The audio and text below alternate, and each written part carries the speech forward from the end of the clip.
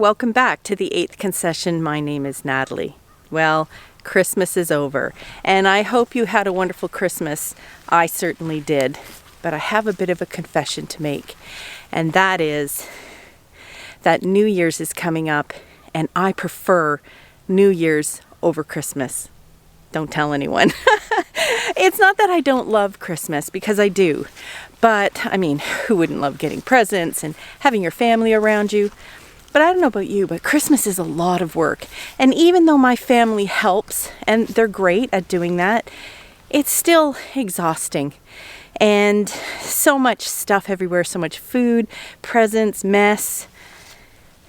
But New Year's for me is all about a new beginning. When I was younger and still in school, my favorite day of the school year was the first day, and the teacher would give us a new notebook, and it was clean and crisp, and I always loved starting that new clean notebook with nothing in it. And the first things I wrote were in my best, handwriting or printing, and I loved that. It was full of possibilities. Everything was clean and ready to go, and I kind of feel the same way about New Year's. Not coming out. Everybody back. Back. Oh, nice treats for you today. Hello, girls.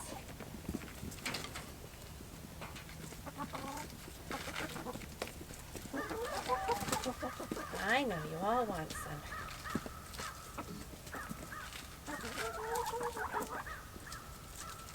Cut it in smaller pieces so you all get some.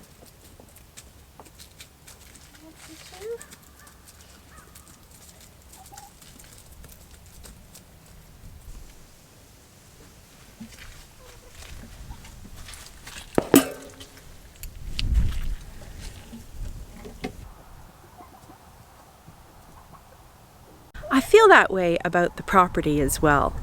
All along when we first bought this property, our idea was to renovate the house and renovate the grounds to make it our perfect little paradise in the country, our escape to the country. And each year we've tried to make some progress on that, but I have to admit, it's been harder and slower than I wanted it to be. Time is a chronic problem, as is money. I'm sure a lot of you are also noticing that everything is higher in price and that it's harder to get things, and the only tree we don't have growing on our property is a money tree. So we've had to find ways to do things inexpensively or frugally or creatively. And while that can be very satisfying and fulfilling in many ways, it does take a lot longer and with a lot more effort and labor. However, it's the new year. The notebook is clean, and I thought I would walk around the property with you and give you an idea of the things I would like us to accomplish in the new year.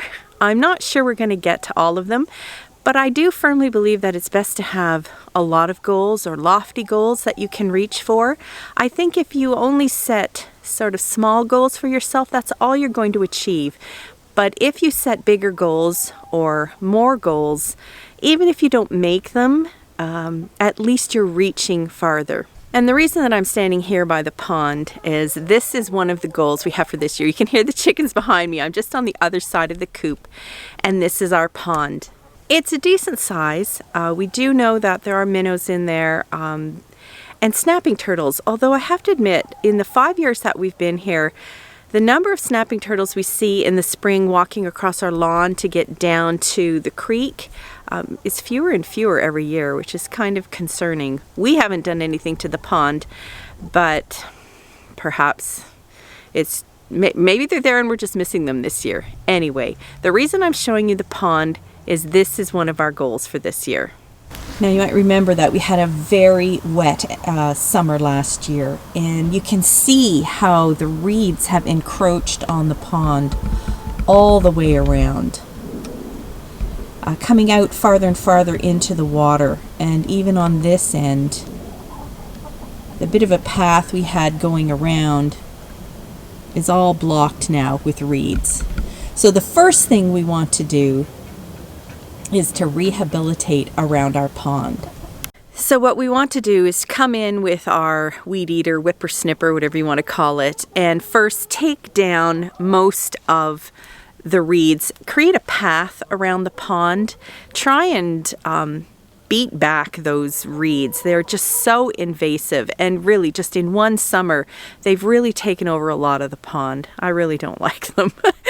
So we want to cut them back. Now that doesn't kill them off, unfortunately, but I think if you do that repeatedly, it does at least dissuade them from trying to gain a bigger foothold.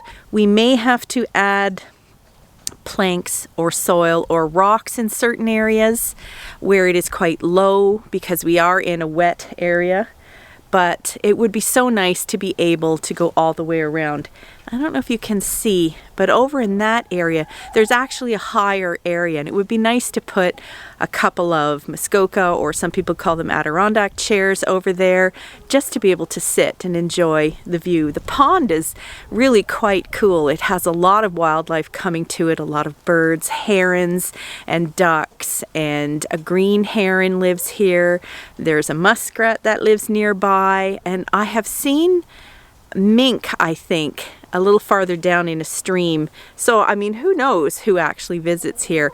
Our trail cam last year showed that there were fox and possums and coyotes all around here too. So, of course, the red-winged blackbirds, the cardinals, the blue jays, the chickadees. So it would be a lovely area to set up some chairs, maybe even put out a bird feeder to attract even more birds. So that is one of our goals for the new year.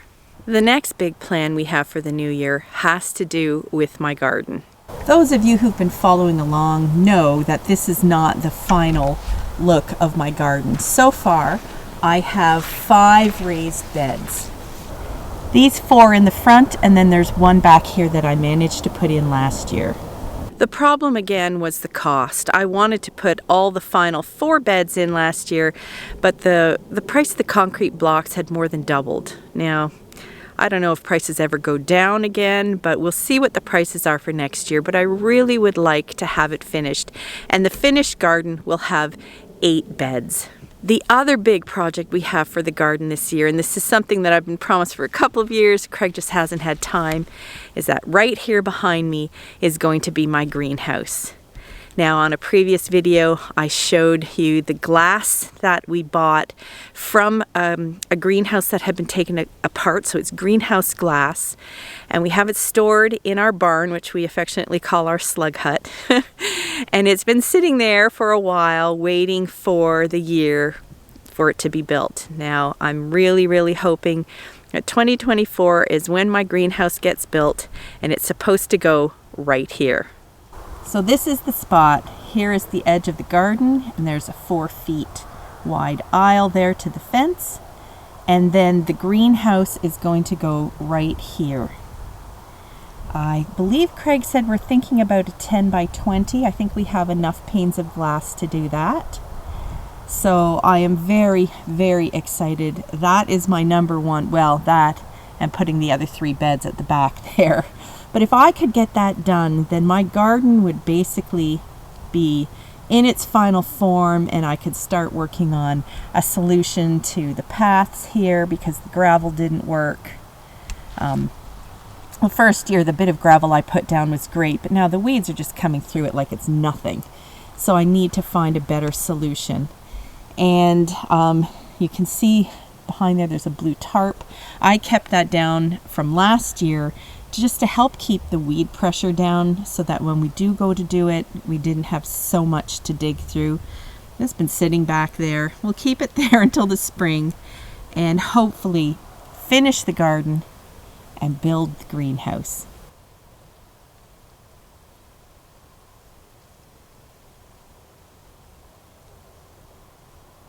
The next rather large project that I really want us to get to has to do with this area behind me. This is the end of our driveway. It comes up beside the house. You can see that we put a gazebo up last year, which was lovely. But my plans for this area are more than just putting up a gazebo. This area from the edge of the house at the front here all the way back to here, I want to create a patio. So we want to dig up the pavement, and on the side here, let me see if I can get a better view. You can see that it's on a bit of a slope. So I want to put a retaining wall in here, and off the corner here, steps into the yard. I sit out here in the summer anyway to do some work, but it's hard with people driving by. I would like to have a nice fence with a gate there for a little more privacy, and maybe some, if this is the patio, some pots with some trees. We do have some privacy from the big spruce here, but it would be nice to have a bit more so that I could sit out here and, you know, not be on display. So we would like this all in stone. So it will consist of, you can see we also have 2 downspouts draining here. So we need to put them underground, the retaining wall, patio stones, fence, and a gate. But digging this up will be a big project. But oh, how lovely it would be. Inside the house, we have some big plans too. Well, we have some big plans and we have some not so big plans. So in the laundry room, we want to create like a laundry area. When we moved into this house, it didn't even have a dryer. So we've had to kind of reorganize that area back there. We would like to build a folding table so that it's a little more convenient to do the laundry, and shelves with a locked cabinet for the more dangerous chemicals, for when little ones come over.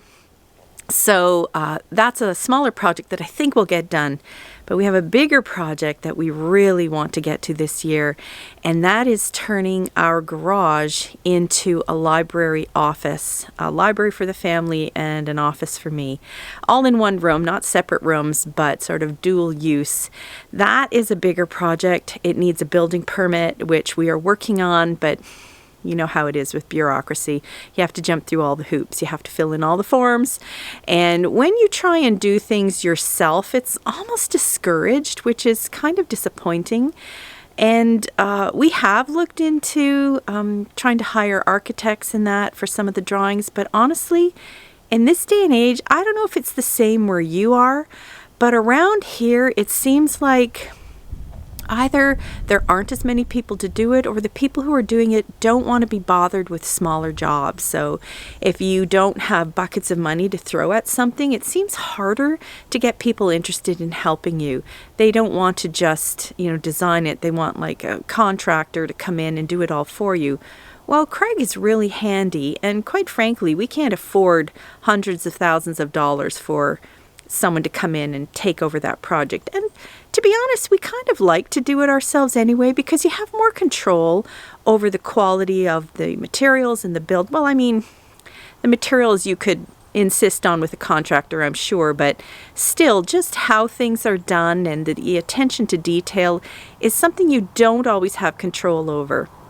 So we like to do things on our own, but it is really, I get the feeling it's really discouraged. Maybe that's because a lot of people who, like to do things on their own don't do it well enough. I don't know. But then the people who do kind of get shafted for it. So it's been tricky trying to get everything in order for the building permit. It has put the whole project on hold until we can get that sorted. So that is the big indoor project we want to tackle next. We need a little more space. I need a little more space in the house. And that was always the plan when we bought the house, was to change that into a beautiful library. So we'll see if we can get that one accomplished. So there you go. A big major renovation, a smaller renovation, and several big and small projects out around the property. I could make the list a lot longer. I'm not going to because I think that's a big enough list to get through. If we could get all that done in 1 year, wow, what a productive year that would be. Because, there's all the other things that happen in your life too. It's cooking every day and doing the garden, taking care of the chickens, all the holidays, we have birthdays to celebrate and family events. So if we could get those projects done as well, man, I'd be really happy. So You'll have to keep watching to see what we do manage to get done this year. Those are lofty goals that we're reaching for, but I think that's the exciting part about a new year, is thinking about all the things that the new year might bring. So stay tuned and subscribe if you want to see how far we get down that list. I hope you've got some good goals in store for you for this new year and you're looking forward to it as well. Bye for now.